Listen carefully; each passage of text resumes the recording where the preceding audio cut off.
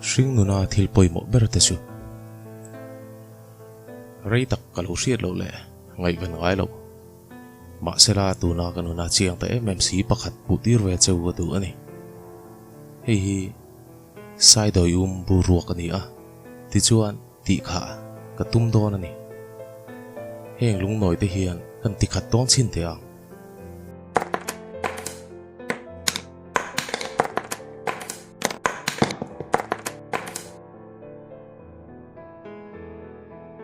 ole ti hian a khatem le ni e a khatalom ti ro ma se ti hian ian ti le don chin teng hian chiao lung noi hi kan da lu pel le te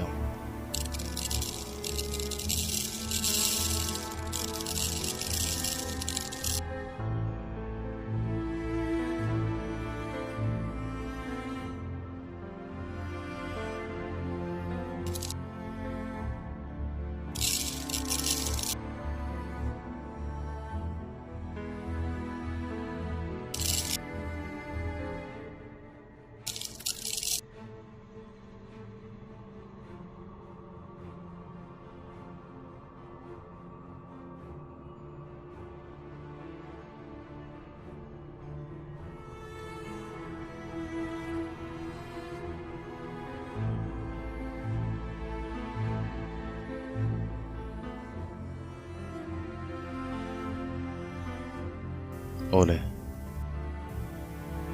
ti chuan a khat taviu ni lovem ni ngoi te o min hrathia mula voi khat chia ian ti le don te a hi balu ni a an chung lut le chin te a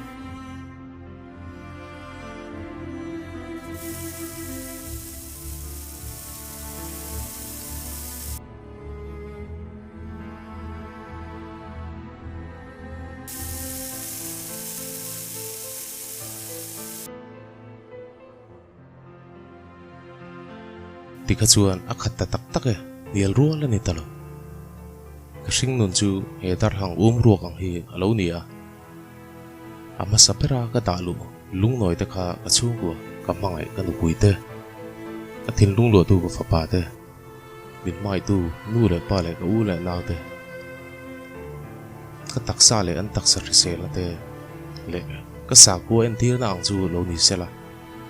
thil dang zong chanin hlo vek mai la kanun chu ala khat tha em thawng chiao lung te ro kha chu thil pawimawh dang in le lo te kai zon na hna le ka lir thei ko lang chi te ka chung ko ta na tangkai dang te en thir na nga lo ai ve le thung ta ila Hringnuna bet tel ve heng nom sak na te hlim hlop le rui lo le ka mo bo pak thil dang a tel lo wa ke le ka chung te kan om thei tho ni lo a tel lo wa ka chung ko kan hlima kan im pha zo na thil lang chi te chu balu kha nen tir ve le thung ani ruaka ha balu kha ka ta lut ma sa ani chuan eng ti kong ma in lung noi te le chiao lung noi te kha an leng ve ngai lo wang len ve ngai na om to lo voina ka ria chu ta chu hetiang hi lo ni ka hring nun po hi ka nun pum le ka chak na te thil pawimawh lo zo ka ka mangral ani ngai chuan pawimawh zok ten ka nuna mun an chang ngai don lo ti na lo ni a ka nuna ta an thrang don ti na lo ni reng mai ngai pawimawh tur dik tak chu ka chung ko ani min tin saka min petu chung thang van sa nga siam tu pathian nen chuan lung noi kha ngai pawimawh ber tur chu lo ni ti ka lo mang hil lek lek mana chiao lung po chumi to ta chuan ala pawimawh ve thove